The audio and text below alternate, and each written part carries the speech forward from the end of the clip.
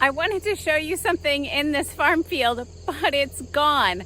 I'll explain to you why in this video. Hi, I'm Tessa at Willow Haven Farm, farmer's wife. I'm raising 9 kids here on the farm and teaching them to eat the most nutritious, nutrient-dense food that we can provide, and I want the same for your family. So thank you so much for being on the journey with us. So this field is what we call our east field, and this is one of the first fields that we started growing in probably at least 10 years ago. We started on the other side of the farm 15 years ago. And this year we had our summer squash, and I was going to tell you a little bit about the summer squash versus the winter squash, and I'll still do that. But as you can see, this field, all the plants are gone. We're getting ready for the winter, and I'll show you more about that in a few minutes. Summer squash has the same type of plant structure, big vines. If you've ever grown zucchini in your kitchen, in your garden at home, you'll know that it takes up a lot of room, but they are prolific. So you get a lot of zucchini and you get to go out and pick them every day. And so that we've been doing that every other day or so for the last 6 weeks or 2 months. We've been picking zucchini. Maybe, you know, they started earlier this year, so we've been picking them since June. But this field has been cleaned up for a little while. You can see that the plant matter, you know, what's left of the weeds and the plants has died off, and look how dry, dusty and dry the soil is. You know, we were hot and dry in June and really needed the rain, and we finally got it. First big rainstorm on June 28th, one of our farm events, and then more on July 4th, and rain periodically through July and August, but we never really fully caught up. And now it's been another several weeks without rain, and it stresses the plants, and it's hard to grow our fall crops. You may think that since your garden's almost done growing, that we're almost done growing too, but no, we've got crops planted in the field for another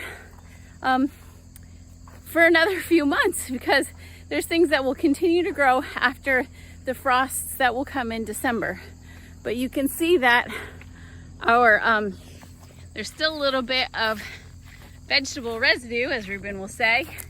Here, this is probably a nice big overripe rotten cucumber now. So we had all different cucumbers in this part of the field, all different summer squash in this part of the field.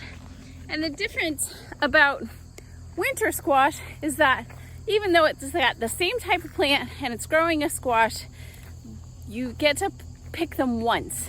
They're a storage crop and they last longer. So when they ripen, you get to pick the whole field and put those in storage, and then we'll send them out to you week by week in different varieties in your market boxes, and you get to experience winter squash from now until February, as long as they'll last. But not only did we mow down the field and then till it up, but we also had to get all that plastic out of the field. Now you'll see that the guys have done a nice job. This is kind of a big job, and takes some strength to pull the weed barrier out of that field. This black plastic, this unfortunately is not reusable. These, if they're in good condition and don't have holes, these irrigation hoses, drip lines are, if they don't have very many leaks, we save them and we'll put them underneath the black plastic again next year for another crop. But these lengths of plastic and drip line go, I think this field is 300 feet long. So that's a huge long area of plastic to go from one end of the field to the next. And the guys, when they go through here, they get kind of dirty. They're pulling up the edge of the plastic. It takes some strength because it's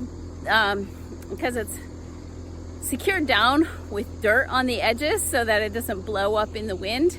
But it does a great job of keeping our plants free of weeds so that they don't get choked out and we can have a crop.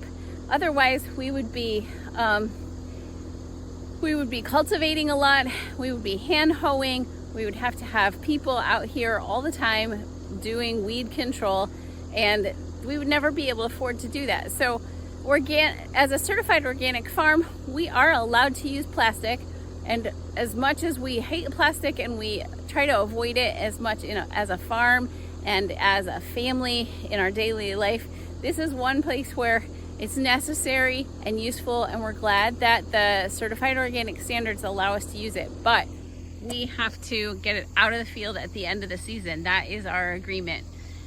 There's plenty of other things that are allowed by certified organic standards that help the big organic farms that are doing this on a massive scale and really don't affect us, or they do affect us in that we have to keep track of paperwork and stuff for small little things that we don't really use.